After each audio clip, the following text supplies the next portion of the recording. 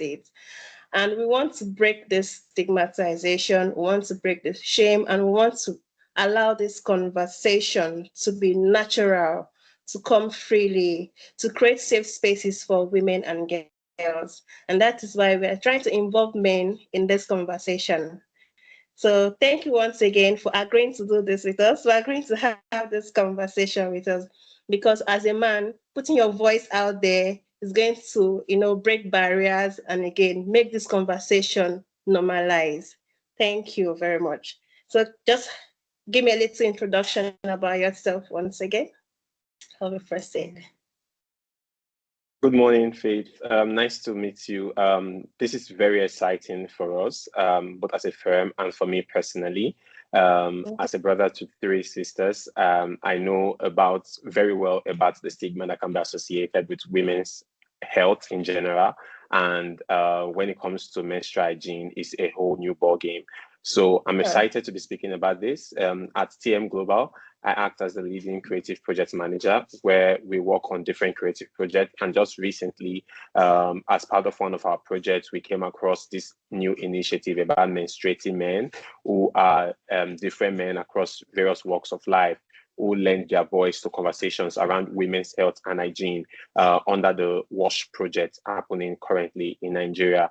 So this is very exciting for us because it's something that we're passionate about, which also includes creating that bilateral understanding in creating safe spaces for women to have conversations around their health, especially women's menstrual hygiene in this case.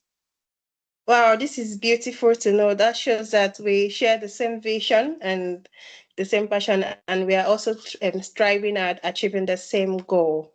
So, how do you see men's role in supporting women and girls during menstruation?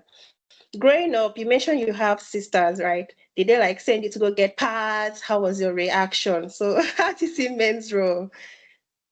Definitely, like most social prejudice that exists, I always tell people that I came across those things upon leaving my house to the university for the first time, because going to get pad for the women in my immediate environment is something that was very normalized. So for me, I had a very healthy approach and culture towards women's health. And that was because these conversations were fostered even by my father in a healthy way, that they were normalized at home. So there was never stigma there. But this experience doesn't take away the experience of hundreds of women, thousands even, of women who are still challenged with the stigma associated with menstrual hygiene. I think a safe way for men to lend their support and voice to this conversation would be same thing, having those conversations openly and without shame, because for most men this seems like a taboo topic to talk about, but it's women's health. Nothing about women's health should be taboo, should be off the table. We should have these conversations because they are a natural phenomenon. It is a way that the women's body processes their genetics and everything. Is a part of their natural state, so it should not be a subject of taboo.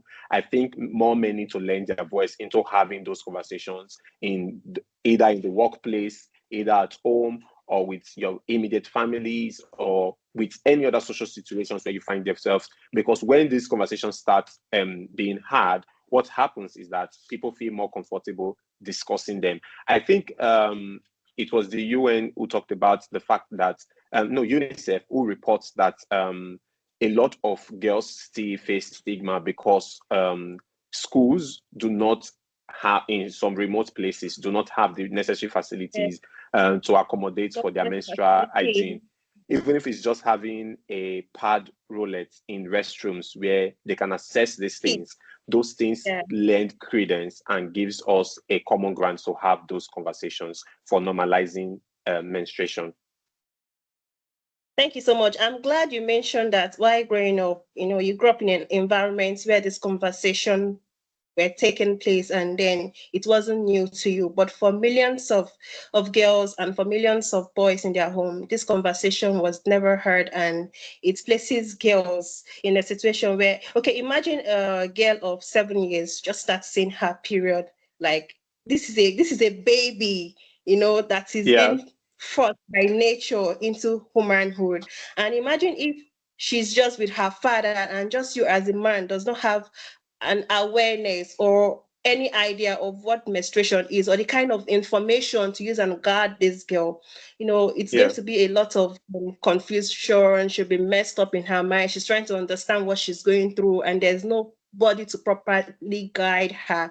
It's going to affect her emotionally and psychologically. That's why this conversation is really, really important for parents, guidance, teachers to start having, and men. Men play a very vital role in our lives, in our Yes. society. They are leaders, they are teachers, and wherever their voices is being contributed, it matters a lot because it goes a whole lot, to normalize things and to set things at pace. So that's why we are actually thankful that your organization is also running on the I'm very excited to hear this. The last time I was speaking with Mara and Mr. Elijah, Mara was like, yeah, in your office, like girls come together now to put up those kits. So we are looking at also organizations, how do they support their staff? A staff comes to work and she's having menstrual cramps. Some ladies have mild cramps, some have severe menstrual cramps. How do offices support them? Are there kits for them to use during menstruation? Are those things made available? So what kind of advice would you be giving to organizations, to schools, to even churches? Okay, I'm going to give an Yes. example of myself. I was in church this particular day and it just came. It's not, you keep calculating and sometimes it just happens, prep due to stress or something else. It just came and then there was no menstrual material for me to use. I'm sure a lot of ladies have also had one or two experiences. So why do you think men's voices are important in breaking the stigma, in creating this awareness?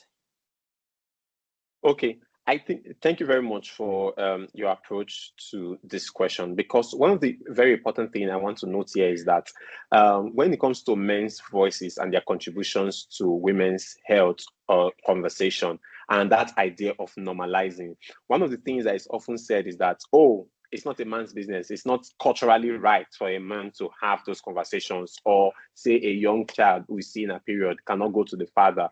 But we always forget this fact, which is true. And I heard it first from Chimamanda when she talked about the fact that culture doesn't make people, people make culture. And if there's something that is So, important to us, it is our responsibility to make it our culture. And because our culture shouldn't be a defining factor for how we live our life if we cannot influence that culture to accommodate the changing tide in our society. So why do so, I think men's voice are important in breaking the stigma? Because silence keeps stigma alive. When we stay silent, we allow stigma to grow. And when stigma grows, it is dangerous in the fact that more ladies begin to see their menstrual hygiene as shameful, as yeah, harmful, and they approach it from an ignorant position, which could even put their life at risk. And when that continues to happen, we see what shame can cause people to do. It puts them in a desperate corner whereby they begin to cower in dark places. They don't know mm, how to approach their womanhood. And the psychological effects down the line for this could even lead to shame around sexual health for those women. yeah, But we must come together in having those conversations. Even think of a situation like the 7-year-old girl you have illustrated beautifully. What if mm, she has what if she lives in a home with a single father? If he doesn't know what to do, mm, if he doesn't have that conversation, she doesn't know how to approach it, and that could lead her into falling into the hands of predators or even praise who might not know how to guide her properly and manage that yeah, entire process with her, or either on a psychological level, on a social level, or any other, or even medically, right? So it is important that more men give voice to this, because it tells so, our society as a whole that this is not a woman problem, it is a human human, problem, and we must yeah. embrace it.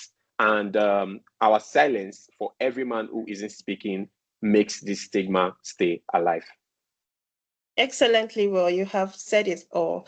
Interestingly, of recent, the Ministry of Women Affairs, in partnership with PSI and WaterAid, launched the menstrual health and hygiene policy.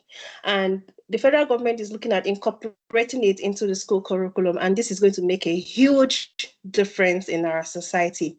So, as an influential person, as an influential organization, I'm happy that you're already, doing this with us, raising your voice to inspire more men through this conversation. And trying to say that men should be able to provide emotional support, Yeah, material support, and then try as much as possible to normalize this conversation. We want a situation whereby when a woman says, I'm seeing my period, nobody's like turning and looking at her like, what is she saying? It should be normal, it should be exactly. comfortable in the ear.